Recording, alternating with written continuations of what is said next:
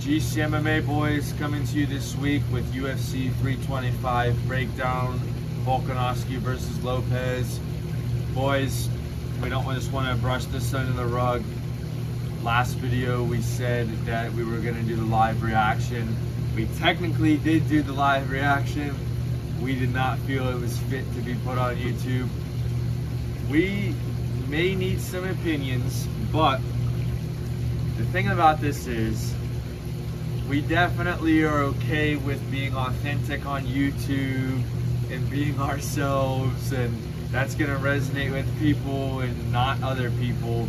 But being fucking extremely drunk on camera talking gibberish at some point just has to be taken into consideration on whether or not it's worth posting, boys. And yeah, boys, we recorded that, like we recorded the reaction, but if we posted it on YouTube, it would get taken down, it would get shadow banned.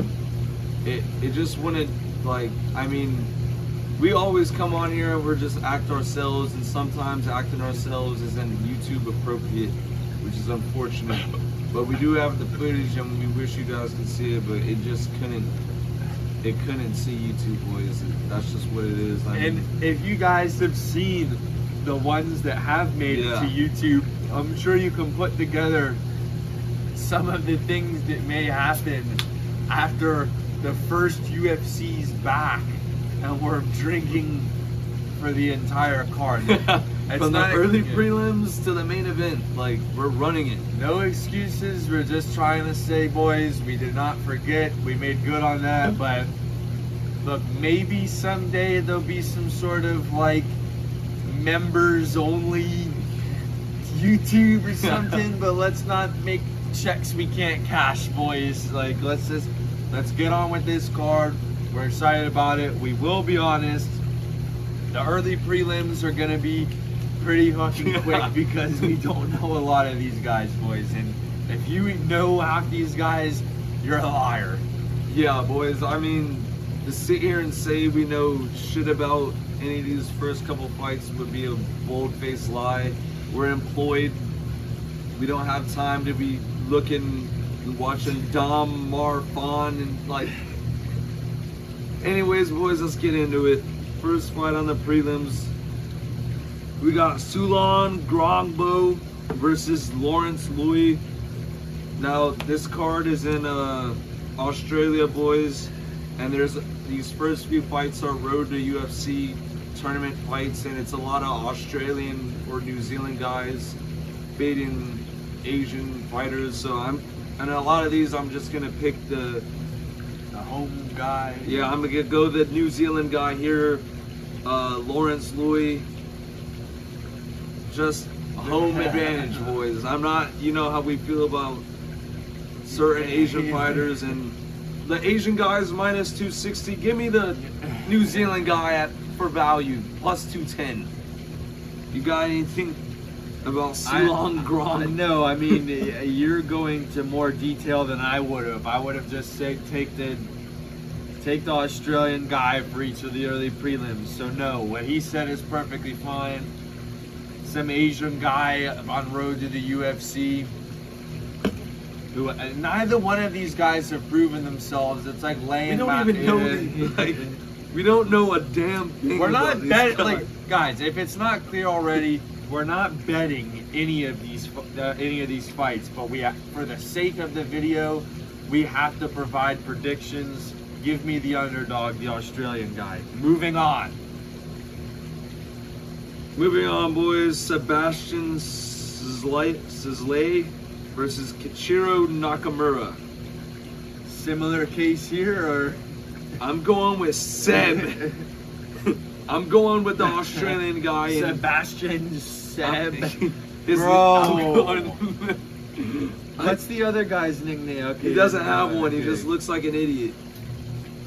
Give me Seb.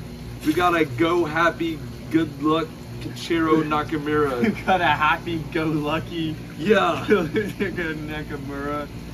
Give me Seb. I don't really have anything else to say about that. We got to get these going, boys. And Florida right now, it's like It's 35 cold as shit, damn boys. degrees. We're not used to this, so we gotta. It's cold as shit, Yeah. but we got some things to warm us up, eh? Not Hawaii. Dude, don't get me started on Hawaii, bro. But okay, the road to UFC championship bout. Dom Marfan, the Street Buddha, versus Sang-wook Kim, the Frogman. Give me Street Buddha, boys. I'm going Fucking Street Buddha. The Frogman.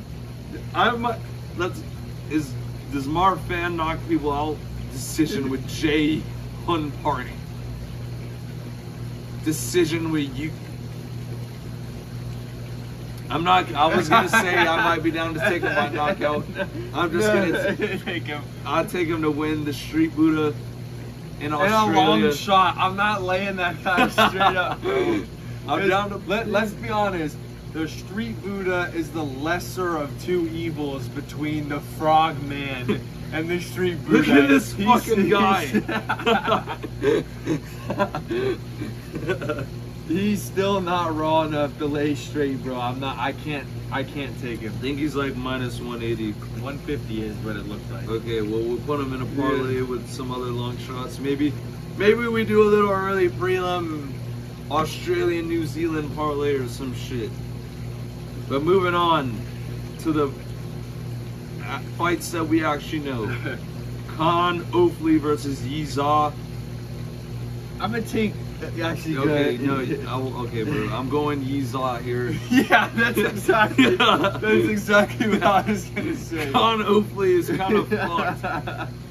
Who did he beat? Ricardo Ramos by submission. We've been on that guy for a minute on this channel, but And what was there was one guy on this short saying that Ricardo Ramos was his coach. Yeah.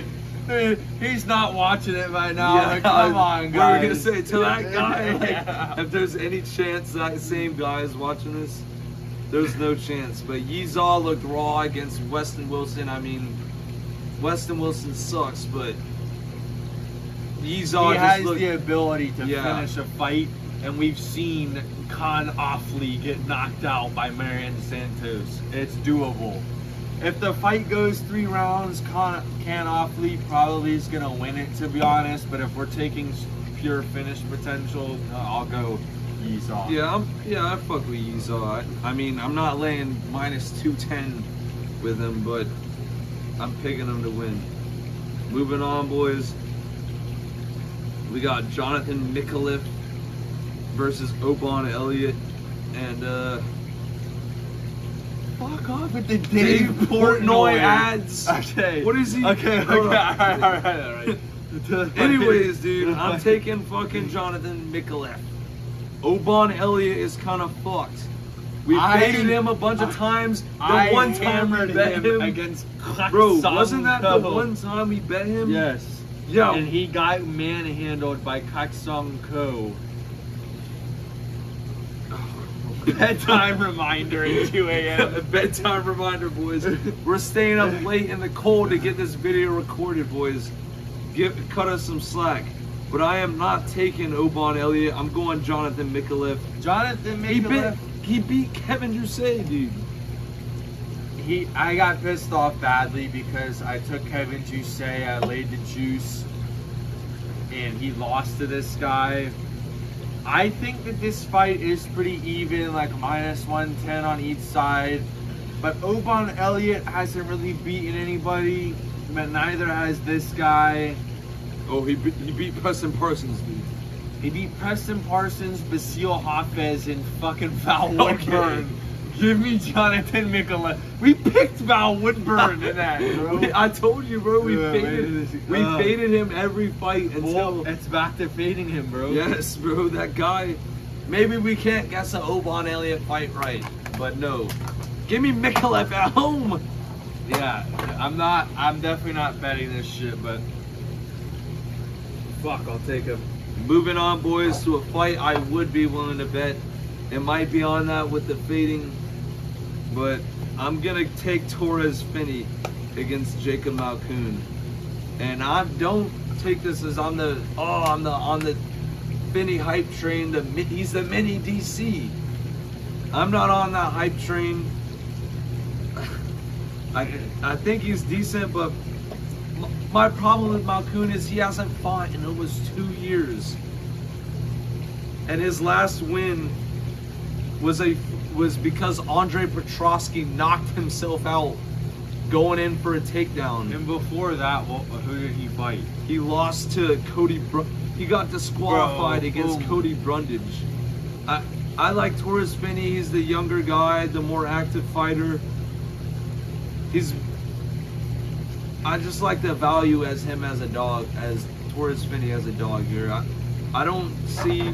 Holy, oh my God, dude. I don't know why Malkoun is favored, honestly, if we're being real. It's been almost 2 years, but I'm going to go Torrez Finney here at plus money. I'm going to have to take a shot on him.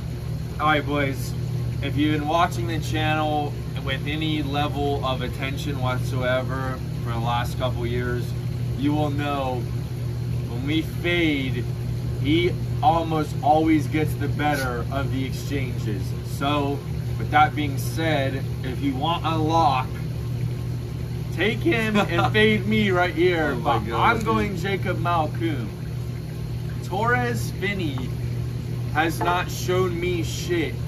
He's been on the Contender Series twice, and he fought Robert Valentin, and he's only done wrestling each time. I just don't think that's enough to win him a fight against Malkoun. I'm not trying to say Malkoun's like an anti-takedown. Like, I'm not trying to say that.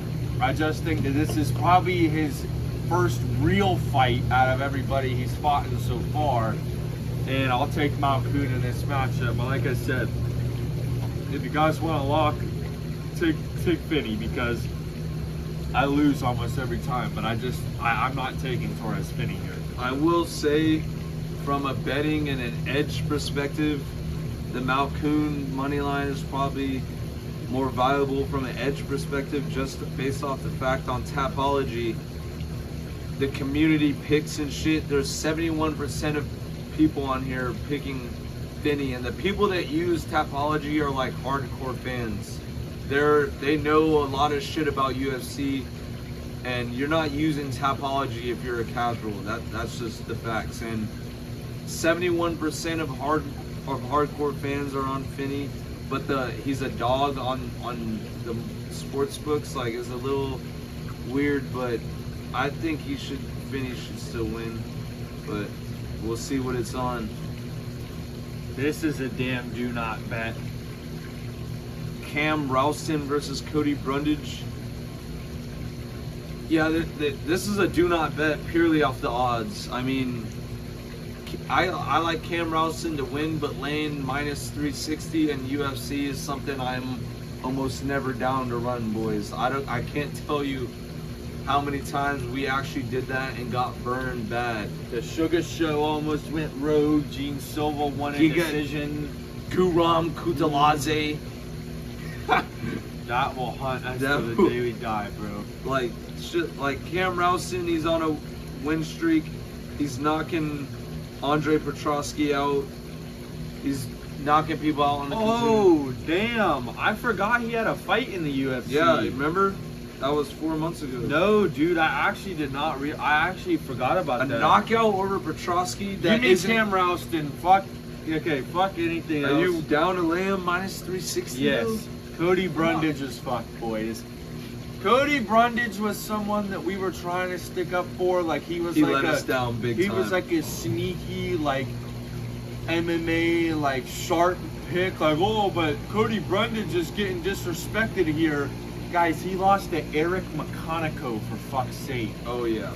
Give me Cam Rowston. I'm honestly laying this. I will put him in a parlay. I'm not laying 360 to win 100 on Cody Brundage was awesome against the Cuban Missile Crisis. But that guy worked at Top Golf. Yeah. That guy sucks, bro. But ever since then, he hasn't really done anything. And if you want to at all evolve in your thought process, you can't just pick the same fucking guy over and over and over again when he's not cashing. And Cody Brundage has cashed like one time out of the times we picked him. it was like a max bet against Abdul Razak Al Hassan, and he got DQ'd. So I'm gonna pass on Cody Brundage and honestly lay Cam Rowston. But moving on, boys. Moving on, boys. Holy shit, I might be down to. We got Junior Tafa versus Billy Elekana. And honestly, the Tafa brothers is almost an auto fade in every situation. And in this situation, that applies to, I'm taking Billy Elekana. Yeah. Guys, Billy Elekana didn't get knocked out in a round with Bogdan Guskov, someone who is a much better striker than Junior Tafa. And he's won his last 2 fights inside of the UFC. Ivo Aslan and Kevin Christian. Well, that's bullshit. But Ivo, who the hell even is Ivo that? Aslan, like that guy's not that great either, but he does have power. I will take him. I honestly will bet him against Tafa. I'm sick and tired of maybe the Tafas. Elekana and fucking Rowston parlay. That sounds good. Holy to me. shit! Talk about a bet. Moving on to the main card, boys. Quillan Salkilld versus Jamie Mullarkey. We are A little Aussie on Aussie violence. holy fuck, -1,000. This is not. We can't. Whoa, what was Mullarkey's last win? Rolando Bedoya. Yeah. Okay. No way. When was that? 4 months ago. But boys, I don't Like, fucking remember Salkilld, dude. Jamie Mullarkey has sucked for as long as I've been watching this fucking sport. that. He did beat Michael Johnson. What? Oh, did he? That was Maybe his only longer win. than That was his like only fucking Sean McDessie. 2 years ago. Salkilld is as close to a lock as you're gonna get, guys. I mean, it's not worth laying -1,000, and it might not even be worth putting in a parlay. Take Salkilld by finish. I think he beats the fuck out of Yeah, Jamie Salkilld Mullarkey. by finish to get some value on that fucking. Salkilld by finish might be like -500, but still, put that in a parlay. This shit's not going a distance, boys. Yeah, Salkilld by finish is the only way you get any value out of that. Moving on, Tai Tuivasa, Tallison, Teixeira. You know what? Oh my god. Give me Tallison Teixeira, guys. I mean, Oh my god. I bro. can't tell you how many times we've backed Tai Tuivasa, and he has just went absolutely rogue. We don't even know what the hell he's been doing for the last 2 years since the Martian Tybura loss. This guy's on a 5-fight skid. I think he's set for life based on what the UFC's paid him and his brands and shit. I can't see him giving a shit. You know what, bro? Give me a fucking. Give me a shot at Tai Tuivasa here. Tallison, Bam. It's in Australia. I don't really know. I'm not gonna sit here and say like there's some type of edge behind this. Well, I mean, let's be honest. He's at home. His losses. Yeah, that's what Derek I'm Lewis, Pavlovich, Volkov, Tybura, Rosenstruck. Split decision with Rosenstruck in his last fight. I feel like Rosenstruck isn't the best, but he's top 15 material in that division. And you're going split decision with him. I feel like Teixeira hasn't proven a damn thing to us. He knocked out Tafa and got knocked out. Give by me a Derek shot Lewis. at a plus 260 home dog and If- somebody who if has the that- power to take if- out anybody's If lights. Tuivasa starts to swing and bang. Yeah, if it. Give me a shot at Tuivasa. Okay, I'm yeah. not gonna die on a hill over this pick. I'm just gonna pick him to win. Like I said, guys, I got Teixeira. He's got Tuivasa. Do with that what you will. I used to like Tuivasa, Yeah, but he we let used me to be- down too many times. He's let us down a fuck ton of times. He's eating Taco Bell before the I'm fights not and betting a shit. dime on him. I'm just. If I get like a bonus bet or a free play, I might be down to lay him, but. Moving on. Rafael Fiziev versus Mauricio Ruffy. You go Holy first, shit. bro. Because the fighting nerds, the fighting nerds off a loss between Gene Silva and Protez are undefeated so far. My mind says Fiziev, I'm gonna take Viziev. I'm gonna go Ruffy, So that's boys. 3 fades, boys. That's 3 fades I'm on this fucking card. But go ahead, you can go first. I'm taking Viziev, guys. I mean, he's literally only lost to who? It was Justin Gaethje and who else? Gaethje, Gamrot, dude. Bro, he lost to Gamrot. He got. Oh, yeah, that was the leg. That Oh, was the leg. yeah, shit. yeah. We're Yeah, not gonna count that. So he's So he's lost to he's only Gaethje lost twice. to Gaethje. I just felt like in the last fight with VSD, Ruffy was a little bit gun shy. Like I said, the Fighting Nerds are live off of a loss to come back and get a W. But I think that, like, from a striking standpoint, they are pretty much even in terms of, like, they throw a lot of kicks. They don't really go for takedowns or submissions. And if this is a kickboxing match where Viziev is throwing a lot of leg kicks and a lot of body kicks and a lot of high kicks and mixing in the strikes, you have to think that he's developed a ground game to some capacity since Justin Gaethje was taking him down, for crying out loud. I've got Viziev. I'm not going to die on a hill about this either because I do think that the Fighting Nerds are live, but I'm just not going to take him here. Yeah, boys. My main reason for taking Ruffy here is like he said, it's probably pretty even on the striking, but I'm just gonna have to go motivation. with the aura of the Fighting Nerds. These guys win together and they lose together. All these fuckers lost together. It's not like one of them won, another lost, another one. All lost. They all lost together. Now we're seeing the trend of the Fighting Nerds get back. Prates got a get back win. 2 get backs. Jeff Neal in. Yeah, he got 2 get backs. John Silva got a get back against a top 5 fighter in that division. I just think, like, I know in the last video I picked Justin Gaethje to win, but I'm not really high on Justin Gaethje. Paddy Pimblett proved nothing in terms of fighting the best fighters in that division. His last one was Michael Chandler and Tony Ferguson and shit like that, like older fighters, Jared Gordon, King Green, like, guys, these guys are unks in the lightweight division. And Justin Gaethje, yeah, he won 4 out of 5 of those rounds, but he brought back the OG fighting style of Gaethje, but I'm still not high on him. I'm just more on Pimblett than I'm high on Gaethje. And I think that losing to Gaethje twice is kind of rogue. And Ruffy, if it's a striking match, he can take anybody out of there anytime. I feel like Fighting Nerds aura. I'm gonna go Ruffy here, boys. What's the odds on this fucking fight? -125 for Ruffy last I looked. I would be down to lay that, honestly, but those are probably the same odds I would put on that. Co-main event, Dan Hooker versus Benoit Saint-Denis. What are the odds on this? Holy fuck. I'm down to fucking... Holy shit. Alright, like, the thing about this fight is when it comes down to swinging and banging, Dan Hooker is always live on the feet. Like, dude, this is reminding me of the Gamrot fight. Remember, everyone was on Gamrot and we were sitting on this channel talking about Dan Hooker was live. Like, I'm getting those same feelings, but I would say Saint-Denis, is he I don't know. Can we say he's a better grappler than fucking Gamrot?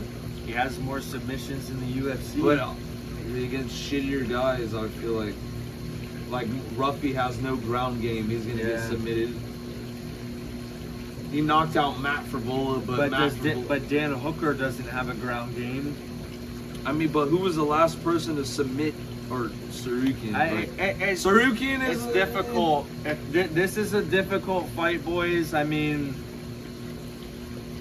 I want to say, because we've seen Dan Hooker get fucked up on the feet. We've also seen him get fucked up by Moicano, and he didn't give up, but he got his ass kicked. He looked human against Kyle Prepelec, but he's looked good in his last 2 fights, boys. So recency bias is definitely with BSD. But like he said, Dan Hooker is always live in a fist fight, but I'm still probably going to lean with Benoit Saint-Denis, to be honest. Yeah, I think BSD wins the fight, but if I'm up on the card, I would be down to sprinkle some shit on Dan Hooker at a plus 265 dog at home against BSD, and we know he's alive in a fist fight. So it's getting towards the tail end of his career. He's at home. I think he probably gives it his all in this fight. That's what I'm saying. Dan Hooker will scrap. I fuck with Dan Hooker heavy. Like, we've picked him in the past. We've faded him in the past. I do think that he's live in this spot for sure, but I definitely would not pick him. But like he said, he might be worth a sprinkle at such good odds, to be honest. Yeah, I mean, I would probably end up taking a shot on the Dan Hooker money line. But moving on in the main event, boys, we got the rematch of Alexander Volkanovski versus Diego Lopes, and this is a kind of difficult fight to predict, I feel like, because you see the performance of Diego Lopes against John Silva, but John Silva is like a way different type of fighter than Volk. Like, John Silva is technical, but he's aggressive, a very aggressive technical fighter, and Diego Lopes thrives in aggressive fights and brutality and just run it. If you're just brawling, Diego Lopes is live in every sense, but Volkanovski is a more methodical fighter, a technical fighter. He'll take it slow. He'll do whatever it takes to win, and whatever it takes to win against Lopes is staying away from brawly type fights, and that's what we saw in their first fight. Is whenever Lopes dropped. Yeah, whenever Lopes would make it like a brawl, he had success, but Volkanovski was able to keep it off of that. Lopes has to get him out of there earlier, I think, he has to be more aggressive. He has to be less gun shy and more aggressive. And our only evidence to that is him fighting somebody who's aggressive. Like, so it's kind of hard to predict this. Volk at 37. I think this fight honestly comes down to what the weight cuts look like. If Volk has a rough looking weight cut, I might be down to take Diego Lopes, because the weight cuts get more fucked as you get older. And I think I would be down to I don't know. For the pick wise, I'm not gonna sit on a fucking fence. Just give me fucking Lopes. Fuck it. I've been picking too many Australians on the card. I'm gonna just go Lopes, boys. I mean, this could really go either way. Yeah, I'm gonna pick Volk. I think that his exact same strategy from the first fight is gonna play into this one. Keeping the range, being technical, not engaging in brawls, I think definitely favors Volk. Lopes isn't gonna take him down or hold him down or anything, and if they're just like trading on the feet, Volk's chin is definitely always live to get touched, and I think that Lopes could catch him on something like just being honest. That's why the odds are as close as they are. But I also don't think that just because like he went in and knocked out Gene Silva means that that negates everything that happened in their first fight, boys. So give me Alexander Volkanovski. Yeah, boys. So that's like 4 fights to be faded on. Yeah, that's probably a fucking record for our channel, boys. So we'll see what it's on. We might have to get the tally going on this shit because of the amount of fades it's been on this year so far. But yeah, boys, it's getting really cold out here.